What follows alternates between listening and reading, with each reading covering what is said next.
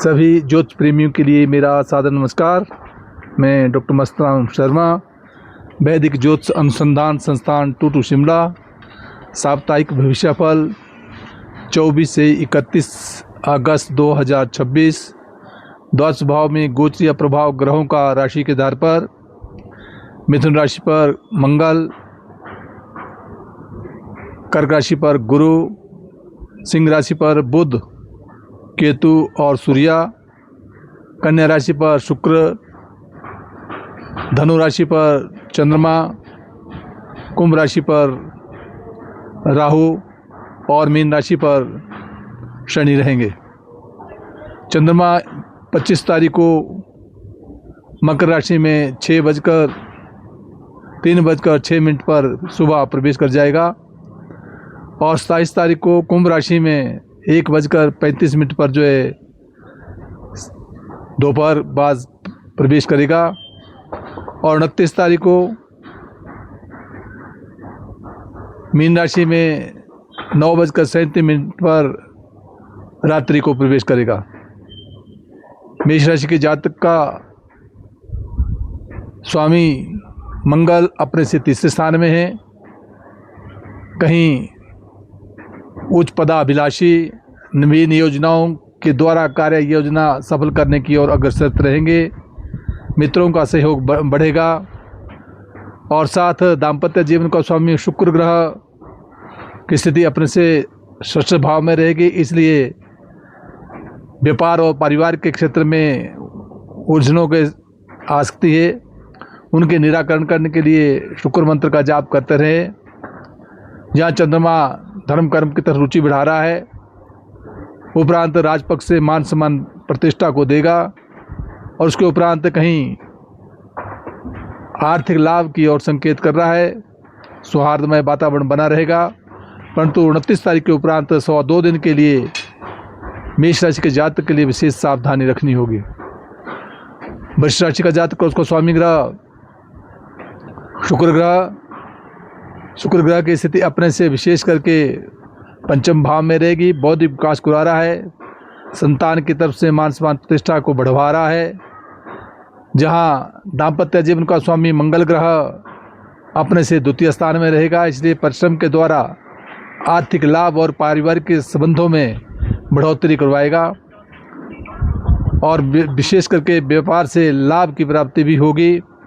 चंद्रमा अष्टम स्थान में रहेगा, परंतु 25 तारीख के उपरांत विशेष करके धर्म कर्म की तरफ रुचि बढ़ेगी और 27 तारीख के उपरांत राजपक्ष से मान सम्मान प्रतिष्ठा और 29 तारीख के उपरांत आर्थिक लाभ भी मिलेगा।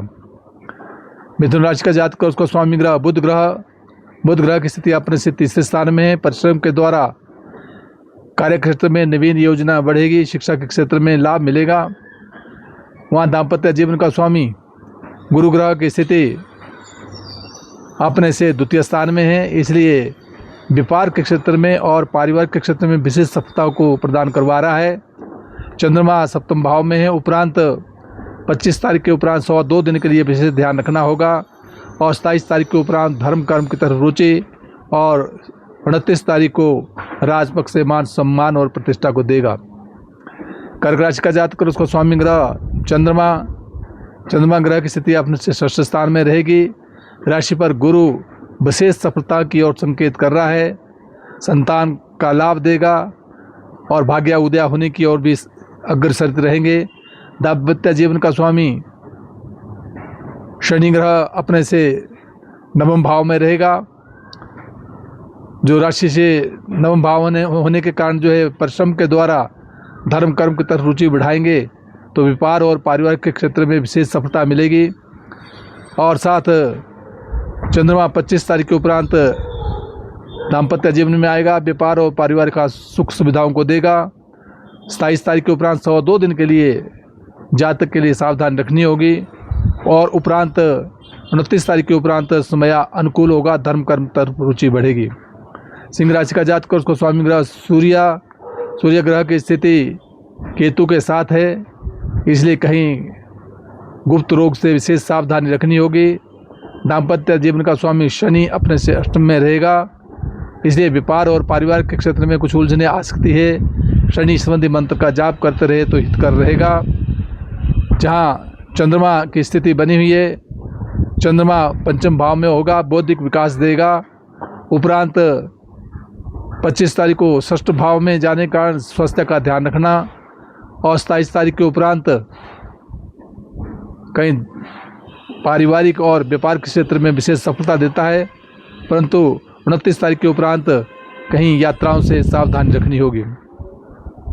कन्या राशि का जातक, उसका स्वामी ग्रह बुध ग्रह की स्थिति अपने से द्वादश भाव में रहेगी, इसलिए कहीं शरीर पर व्याय हो सकता है। और राशि पर शुक्र विराजमान है, जो धन की ओर संकेत करता है। द्वितीय भाव का स्वामी होते हुए आर्थिक लाभ मिलने की ओर संकेत करता है। दाम्पत्य जीवन में शनि विराजमान है, इसलिए जिसका स्वामी बृहस्पति एकादश स्थान में है, इसलिए व्यापार और पारिवारिक के क्षेत्र में आर्थिक लाभ की ओर अग्रसर रहेंगे। जहां चंद्रमा कन्या राशि के जातक के लिए कहीं भूमि संबंधी विवाद से बचना होगा। उपरांत संतान की पक्ष से मन प्रसन्नचित रहेगा। उसके उपरांत 2.25 दिन के लिए रोगों से सावधानी रखनी होगी, और 29 तारीख के उपरांत व्यापार और पारिवारिक से सुख सुविधा मिलेगी।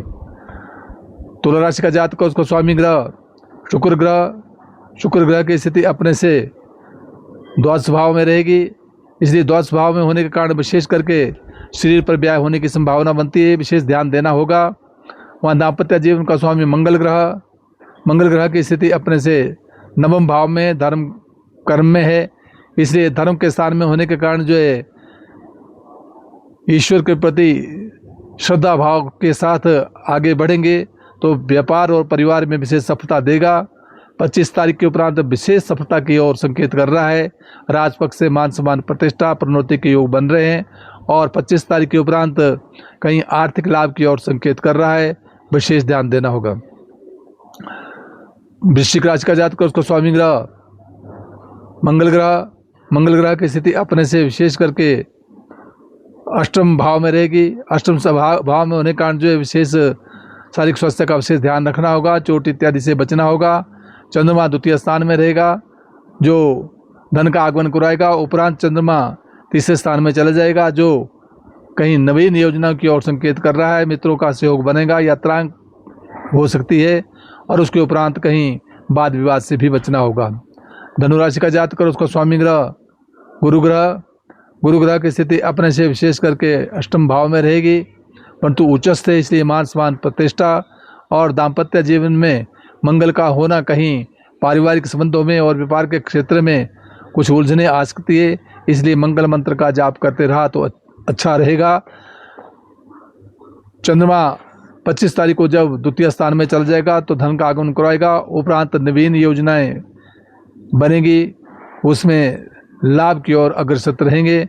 और 29 तारीख के उपरांत विशेष करके जब चंद्रमा मीन राशि में पहुंच जाएगा तो विशेष करके कहीं जमीन भूमि संबंधी लाभ की ओर अग्रसर रहेंगे, परंतु वाद विवाद से बचना होगा। मकर राशि का जातक, उसका स्वामी ग्रह शनि अपने से तीसरे स्थान में रहेगा, परिश्रम के द्वारा कार्य क्षेत्र में सफलता देगा। चंद्रमा द्वादश भाव में होने के कारण बाह्य स्थान की दौड़ धूप शरीर पर व्याय होने की ओर संकेत करता है। दाम्पत्य जीवन में बृहस्पति का होना विशेष करके व्यापार और पारिवारिक के क्षेत्र में विशेष सफलता को प्रदान करवा रहा है, परंतु उस घर का स्वामी चंद्रमा अपने से द्वादश भाव में रहेगा तो विशेष ध्यान देना होगा। जब राशि पर आएगा मान सम्मान और प्रतिष्ठा, और जब द्वितीय भाव में जाएगा धन का आगमन, और जब परिश्रम के घर में तीसरे स्थान में जाएगा 29 तारीख को तो विशेष सफलता की ओर संकेत करता है। कुंभ राशि का जातक, उसका स्वामी ग्रह शनि अपने से दूसरे स्थान में है, परिश्रम के द्वारा कार्य क्षेत्र में सफलता देता है।